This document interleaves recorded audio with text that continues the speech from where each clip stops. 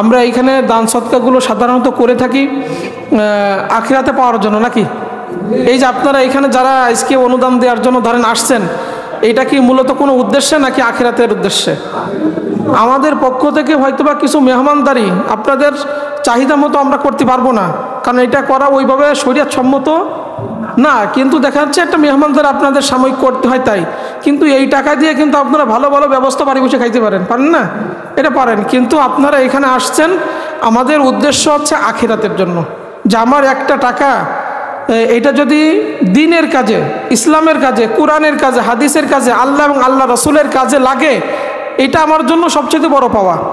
কারণ নবীজি বলেন তোমাদের সম্পদ তিনটা। 1 নম্বর সম্পদ তুমি যেটা খাইলা ওইটা তোমার সম্পদ।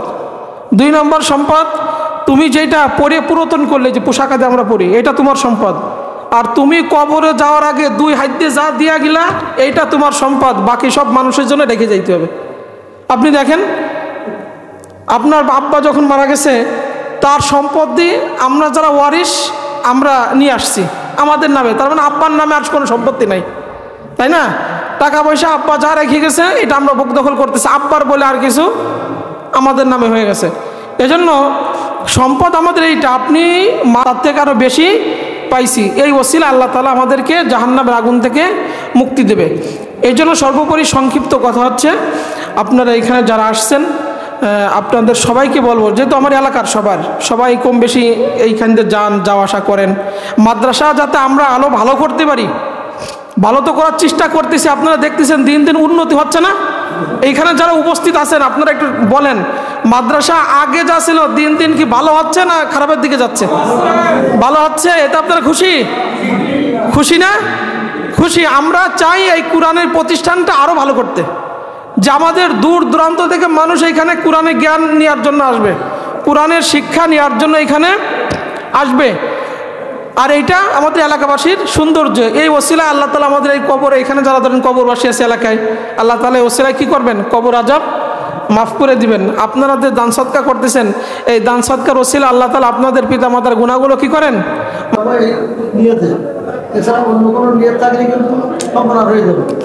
কাজেই আমরা শৃঙ্খলার সাথে এগুলো নিয়ে কিছু আমরা দিচ্ছি, এটা সবাই গ্রহণ করে নেবেন, কেউ কিছু মনে করবেন না। আর আমাদের এই প্রতিষ্ঠান আমরা সবসময় চেষ্টা করবো যে স্বাভাবিকভাবে কীভাবে উন্নয়ন করা যায়, এদিকে সবাই খেয়াল রাখবেন। আর দান সৎকার বেশি বেশি করে করবেন, কারণ এদিকে খরচ পাতি আছে, তারপরেও যে মাদ্রাসা তো চালাতেই বেশি, আর সরকারি নেওয়া পর্যন্ত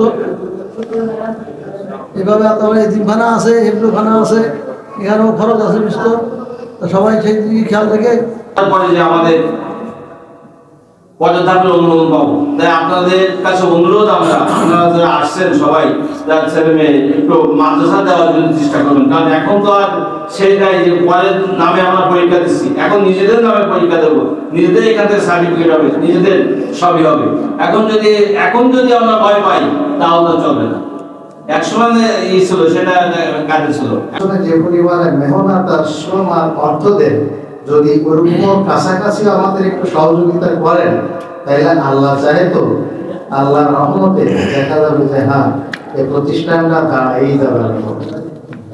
একজনখানা ছেলেমেয়েরা আছে, গত বছর ছেলেরা পাড়ি দিয়েছিল, এই বছর দেবে ইনশাআল্লাহ তাআলা। তো আমি মাদ্রাসার পক্ষ থেকে আমি আপনাদের সকলের কাছে বিনীত অনুরোধ জানাচ্ছি যে দিছি আর খেয়াল করলাম না, এইটা না। রব্বির হামহুমা কামা রব্বায়ানি সগীরা। ইয়া রাব্বাল আলামিন, আমাদের দাতা সম্মেলন অনুষ্ঠানে জুমার নামাজ পড়ে যত দাতারা মাদ্রাসা আসছেন, রব্বুল আলামিন প্রত্যেক দাতা সদস্যকে আল্লাহ তোমার শাহী দরবারে কবুল করে নাও।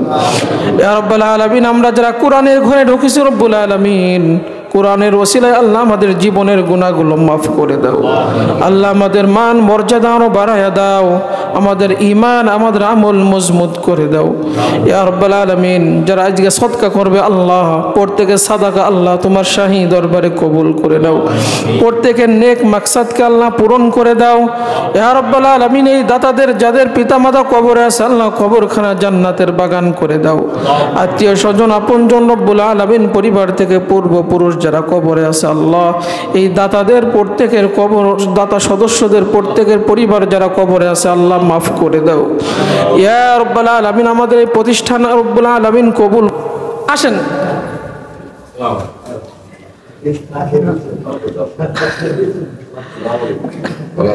বসেন।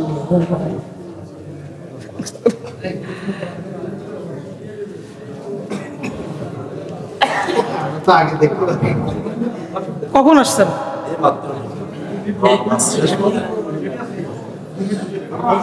আমি চিন্তা করছিলাম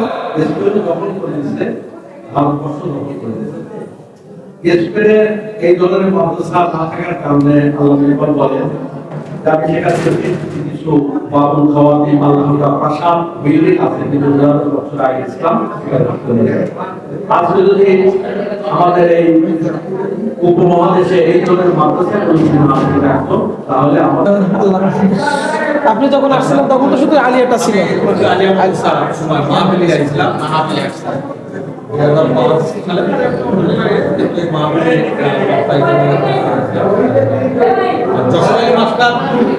যশোরালী মাস্টার হাসানপুরের জবদার